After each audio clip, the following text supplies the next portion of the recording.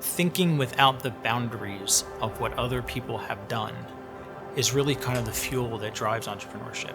And that's really the lifeblood of the economy, and it's the lifeblood of innovation.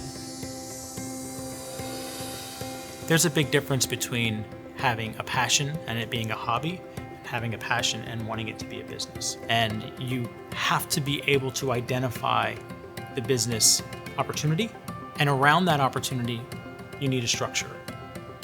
Starting a company is not easy. Getting through the first 6 months is not easy, and it only gets harder. No one's going to give you money to see if your idea can make money.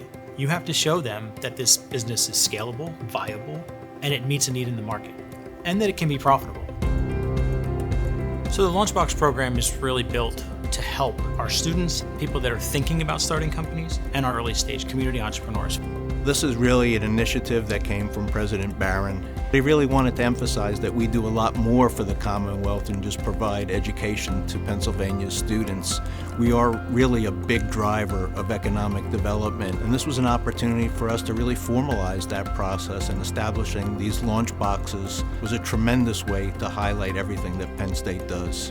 So the core mission of the program is really to inspire. To inspire them is really to give them visibility, give them focus. So we bring in guest speakers, we bring in entrepreneurs. Also, it's to educate.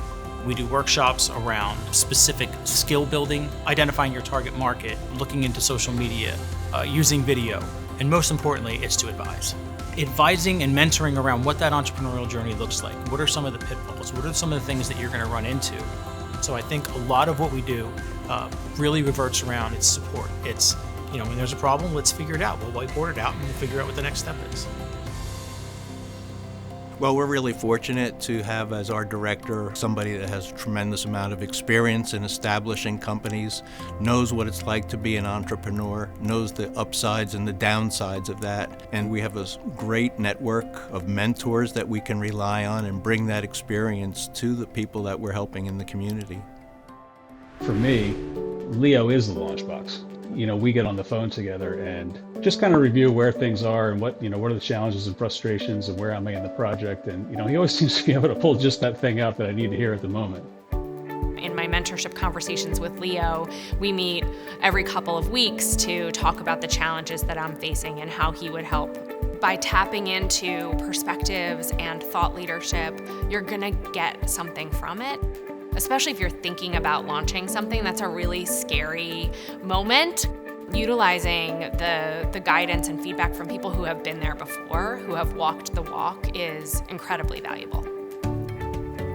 We'd love to see students come out of this and think, wow, I really can start my own company, and this is something that I want to do based on what I learned at the Great Valley LaunchBox.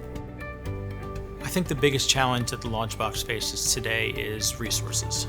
And I think the largest element of resources is philanthropy. We've been very fortunate that we've had some generous donors helping us out, but that's a big challenge for us to be able to continue to serve the community the way we have based on the funding that we have for this program.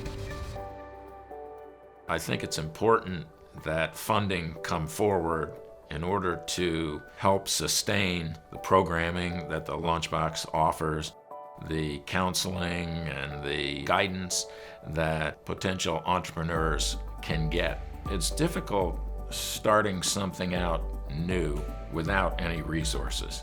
And so without that funding from outside sources, a lot of those future entrepreneurial individuals may not get started. So we felt an obligation to help launch the LaunchBox, if you will.